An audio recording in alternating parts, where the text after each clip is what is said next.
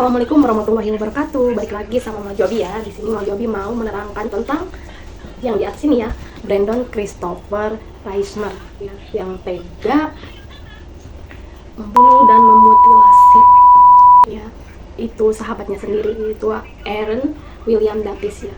Terjadinya ini tuh karena ya pagi-pagi ya, kejadiannya tuh pagi-pagi banget tuh, Sabtu tanggal 12 November 2022 ya.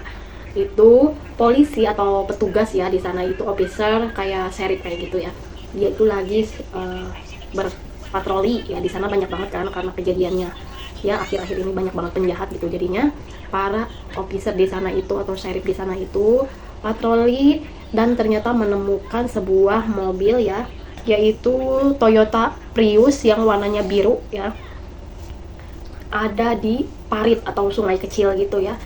Jadi posisinya itu menghadap ke bawah ya, untuk setirnya itu menghadap ke bawah, yang di atasnya itu kayak sengaja mungkin ditabrakan ke situ atau mungkin sengaja didorong ke situ ya.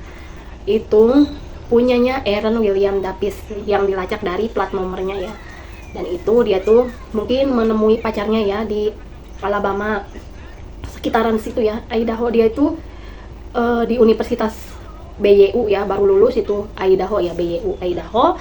Yang BYU Idaho ini ya universitas yang sangat terkenal dan keramah tamahannya juga ya, dan emang terfavorit itu ya di sana ya. Dia itu April diunggah ya, sama dia juga ada fotonya itu terakhir, udah cakep banget lah Aaron Davis ini pada bulan April, dan dia meninggal di 12 November ya. Enggak beda jauh gitu ya dari dia lulus, terus dia tuh ke situ mungkin mau ketemu sama pacarnya dan mau menemui sahabatnya itu yang dari lama ya, yang dari masa kecil. Katanya dia tuh kenal sama Aaron itu ya dari kelas 5 SD, yaitu Brandon Christopher Reisner. Udah sahabat lama, SMP bareng, SMA mungkin juga bareng, tapi untuk kuliahnya kan beda ya. Dan ini Aaron itu mengunjungi Brandon karena ya dapat undangan ya dari Brandon juga, yuk kita ketemu gitu. Terus lagian juga Aaron juga mau ketemu sama pacarnya ya, entahlah itu ada cekcok atau apa. Katanya di jam 12 malam mereka minum-minum. Ini keterangannya dari Brandon ya, kita nggak tahu kejadiannya itu seperti apa, karena Brandon itu bungkam ya untuk kejadian ini. Setelah udah ketahuan itu namanya siapa, terus yang terakhir ditemuin kan yaitu Brandon. Jadi pihak kepolisian mencurigai orang yang terakhir kali ketemu sama Aaron ya. Jadi dilacak lah gitu ya, entah itu dari orang tuanya mungkin atau ponselnya gitu ya. Nah udah ketemu tuh sama Brandon ya, disamperin lah rumahnya Brandon. Dan di situ Brandon bilang, oh mungkin dia pulang jam 2 atau jam berapa gitu, saya juga udah mabok banget katanya gitu ya. Di jam 12 itu mereka mabok-mabokan dan banyak banget cairan-cairan katanya.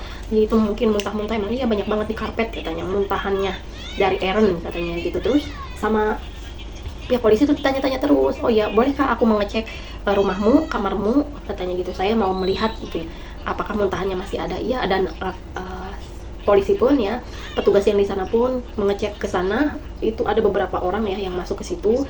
Terus mungkin Brandon masih kayak biasa aja gitu ya, nggak terlalu agresif biasa. Terus oh iya itu di sana. Terus polisi akhirnya sangat-sangat terkejut ya melihat banyak noda-noda merah ya yang terciprat di dinding, ada di kasur, ada di lantai ya, banyak banget itu. Dan disinilah ya kronologinya terjadilah suatu kejadian yang janggal. Walaupun misalkan muntah juga, kalau misalkan itu dia muntah sampai muntah darah ada di lantai, tapi kok nyiprat di dinding itu kok banyak banget, otomatis kayak sesuatu yang mungkin penusukan atau apa ya gitu ya. Dan di sini Brandon kayak udah nggak tenang gitu ya, dia tuh ke bawah, terus polisi juga ya ke bawah ngikutin Brandon. Yang satunya ternyata dia kabur ya, Brandon lari terus dikejar sama polisi, terus sama polisi juga diumumin ya gitu ke petugas yang lainnya, kalau misalkan menemukan anak yang ini dia kabur, namanya Brandon Christopher Reisner ya katanya gitu. Terus polisi juga menanyai tetangganya kayak gini. Terus memang karena di situ ya rata-rata ya di situ tuh beda sama kayak kita ya, kita perumahan subsidi di kampung-kampung juga gitu kan, suka ada sekat sama kayak kebun gitu. Nah di situ emang tidak ada ini ya, tidak ada pagar gitu, pagar pembatas.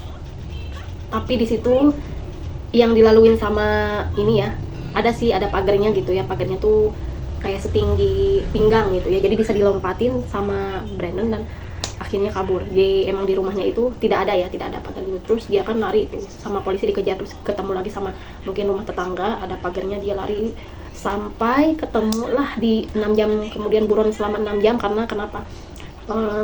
Polisi menanyai tetangganya dan tetangganya tahu nomornya ayahnya dari Brandon itu ya, Jeremy Reisner tuh. Diketahui lah kalau anaknya bilangnya tuh nggak tahu gitu ya, ternyata emang kabur ya ke rumah ayahnya juga ya, atau mungkin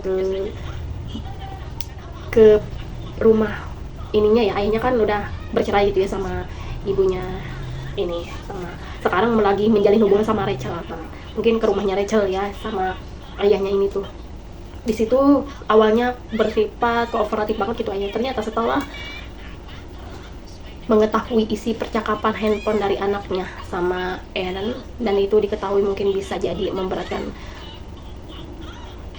Brandon ya, jadinya ayahnya tuh langsung diam, sebungkam-bungkamnya, tidak mau menyerahkan handphonenya itu. Tapi dia mengetahui kalau jasadnya Aaron ada di sebuah pemakaman tua yang tidak jauh dari rumahnya Brandon yang ditempatin sekarang itu. Jadi intinya tuh Brandon tuh ya dibawa pulang dari asramanya ya, di asrama di universitasnya itu dia katanya sedang mengalami ya sakit masalah mental.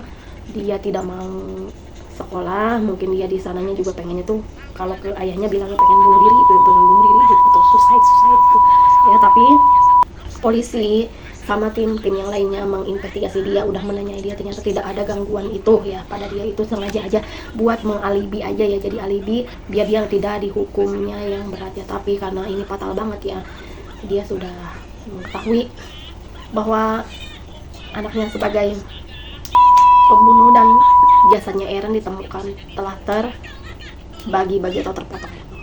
Tahulah ya, makanya darah di dinding, darah di lantai itu akibat dari ulahnya Brandon membagi-bagi tubuhnya Aaron menjadi beberapa bagian, itulah ya.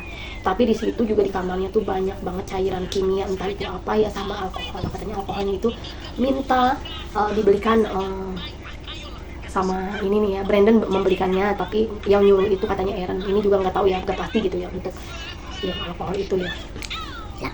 Nah terus di sini tuh ya sangat-sangat disayangkan sekali, keluarga Aaron juga dikasih tahu habis itu bahwa yang terjadi pada anaknya, terus orang tuanya kenapa ibunya sampai sangat terkejut sekali ya. Aaron itu anak pertama dan dia punya 5 saudara lagi ya, jadi itu anaknya tuh 5 saudara lagi. Ini tuh harapan banget sama orang tuanya, mungkin habis kuliah dia pengen kerja ya mungkin ya, tapi berakhir seperti ini ya. Dan sangat-sangat histeris dan sangat-sangat miris gitu ya kejadiannya. Kenapa gitu, ini sahabat udah lama, sahabat dari masa kecil, berhubungan baik, tapi tiba-tiba kok seperti ini. Dan emang menurut Mama Joey juga dari tingkahnya ada ini, Brandon juga entahlah itu mungkin ada sedikit kali ya kayak orang gak waras ya. Mama Joey ngelihatnya tuh emang kayak gak waras, kayak ke anak kecil kayak gitu ya sifatnya. Mungkin dia nggak suka kali kalau pas mabuk itu muntah ya, atau mungkin bisa jadi itu diracun ya sama Brandon juga ya. Jadinya untuk ini apa sih hukumannya ya, dijatuhi seumur hidup tanpa pembebasan bersyarat ya. Kalau kemarin Mackenzie itu ada ya 15 tahun tapi ada pembebasan bersyarat. Kalau yang ini Brandon itu tidak ada pembebasan bersyarat, jadi otomatis dia di situ. Kenapa? Karena dia bungkam atas kejadiannya, tidak pernah membicarakan kronologinya apa, motifnya apa, dia bungkam ya. Jadinya ya seperti itulah apa yang kita pengenin gitu ya. Ya lebih baik tuh jujur aja ya, kalau misalkan udah jahat, udah kayak gitu, mendingan udah ya jujur aja, terus motifnya apa, terus kronologinya apa, udah jelasin aja. Mungkin itu bisa meringankan hukuman Anda. Tapi walaupun emang seperti itu tidak disarankan ya sama Jovi ya, kalau misalkan siapapun nih yang menonton ini, kalau Anda kena kasus seperti ini tentang penghabisan nyawa atau kekerasannya gitu ya, itu tidak disarankan ya, karena itu hukumannya mau seringan apapun juga tetap ya itu nggak enak ya berada di penjara ya. Jadinya ya sahabat udah lama menjalin hubungan dengan udah lama banget, kita tidak tahu juga ini motifnya apa ya, jadinya ya seperti ini. Udah hukumannya ya seumur hidup ya gitu.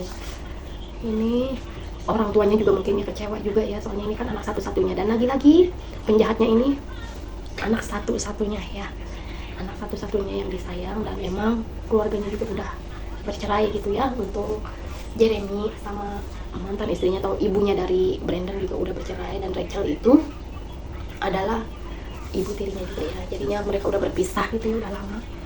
Nggak nyangka banget katanya sampai kejadian seperti ini, dan itu pun emang punya masalah mental awalnya ya.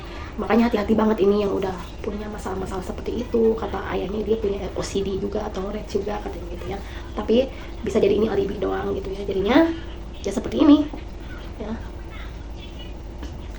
Dan ini sumbernya dari KLS.com sama Research News ya. Mama Jobi juga